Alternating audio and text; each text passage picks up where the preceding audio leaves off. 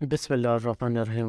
السلام علیکم دوستو، جس وقت پوری قوم اللہ کے نبی حضرت ابراہیم علیہ السلام کے خلاف اٹھ کھڑی ہوئی اور ان کو آگ میں ڈالا گیا، پھر ان کو جلا وطن کیا گیا، تو صرف ایک اور اللہ کے نبی حضرت لوط علیہ السلام آپ کی گواہی دینے لگے۔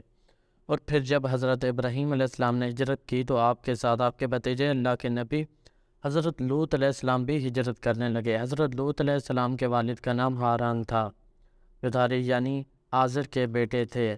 آپ کے والد کا بچپن میں ہی انتقال ہو گیا تھا، یعنی آپ اپنے چاچا ابراہیم اور دادا آزر کے ساتھ رہتے تھے۔ جب اللہ کے خلیل حضرت ابراہیم علیہ السلام مصر سے فلسطین کی طرف ہجرت کرنے لگے تو آپ نے اپنے بھتیجے لوط کو سدوم بستی کی طرف بھیج دیا اور یہ فرمایا: اے اللہ کے نبی لوط، اس قوم تک اللہ کا پیغام پہنچاؤ، ان میں بدکاری اور بے حیائی عام ہو چکی ہے، ان کی اصلاح کے لیے جاؤ اور وہاں رہنا شروع کر دو۔ تو یوں حضرت لوط علیہ السلام سدوم بستی کی طرف روانہ ہو گئے۔ یہ باہر مردار کے پاس ایک بستی تھی جو تجارت کا مرکز اور مسافروں کے لیے آرام کی جگہ بھی تھی۔ وہ قوم کافر قوم تھی۔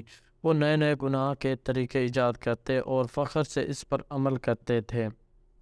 اس قوم میں ایسے بدترین گناہ موجود تھے جو ان سے پہلے اس زمین پر کسی نے انجام نہ دیے۔ اللہ کے نبی حضرت لوط علیہ السلام اس قوم کے درمیان آ کر فرماتے ہیں: اے لوگو، اللہ سے ڈرو، تم ایسی بے حیائی کا انتخاب کرتے ہو جو تم سے پہلے اس جہاں میں کسی نہ کی۔ اپنی عورتوں کو چھوڑ کر مردوں سے اپنی حاجت پوری کرتے ہو۔ اگر تم گناہوں سے باز نہیں آئے تو اللہ تعالیٰ عنقریب تم پر عذاب برسائے گا۔ وہ پوری قوم ہنستی رہی کہ یہ دیوانہ کہاں سے آیا ہے، اور کہا: ہم کسی عذاب کو نہیں مانتے، اگر تم واقعی سچے ہو تو دکھاؤ کیا عذاب آتا ہے۔ وہاں لوط علیہ السلام اور ان کے بیٹیوں کے علاوہ سب کے سب مغروری اور گناہ میں ڈوبے ہوئے تھے اور اللہ پاک کے کلام کا مذاق اڑا رہے تھے۔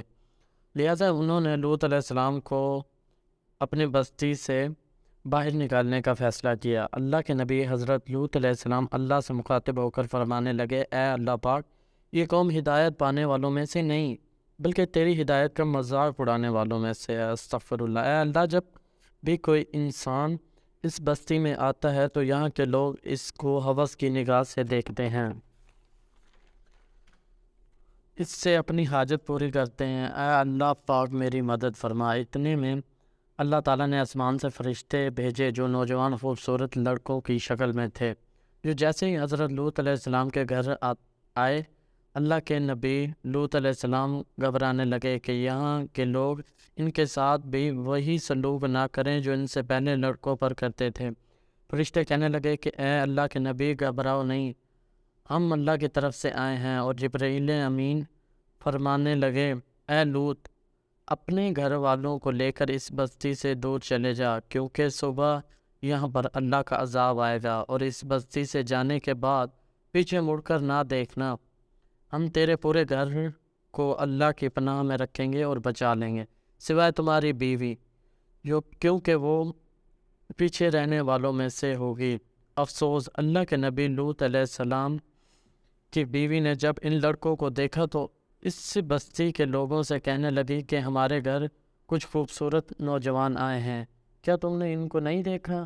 ان کا حسن ایسا ہے جیسے تم لوگوں نے پہلے کبھی نہ پایا ہوگا۔ اتنے میں بستی کے کچھ لوگ حضرت لوط علیہ السلام کے گھر پہنچتے ہیں۔ حضرت جبریل امین ان کو ایسی ضرب لگاتے ہیں کہ وہ تمام کے تمام اوندھے ہو گئے۔ وہ سب واپس جانے لگے اور زور زور سے دھمکیاں دینے لگے کہ اے لوط، ہم تم سے کل نپٹ لیں گے۔ تو بس جیسے ہی لوط علیہ السلام اپنے گھر والوں کے ساتھ اس بستی سے باہر نکلتے ہیں، جبریل امین اس بستی کو کھاڑ کر آسمان کی طرف بلند کرتا ہے اور پھر زمین کی طرف دے مارتا ہے، اور آسمان سے اللہ کا عذاب برسنے لگتا ہے۔ آسمان سے پتھر اور آگ برسائی جاتی ہے جو ان کے ساتھ آسمان سے آگ ایسے برستی ہے کہ وہ ایک انسان چیخ اٹھتا ہے۔ ان کی چیخیں اور ان کی آواز جب لوط علیہ السلام کی بیوی نے سنی جو ان کے ساتھ چل رہی تھی، تو وہ بار بار اس بستی کو مڑ مڑ کر دیکھ رہی تھی۔ اتنے میں آسمان سے ایک پتھر آیا اور حضرت لوط علیہ السلام کی بیوی کو لگا، اور وہ بھی اس قوم کے لوگوں میں شامل ہو کر فنا ہو گئی۔ آج بھی حضرت لوط علیہ السلام کی قوم پر عذاب کے نشانات زمین پر موجود ہیں، تاکہ انسان غور و فکر کر سکے۔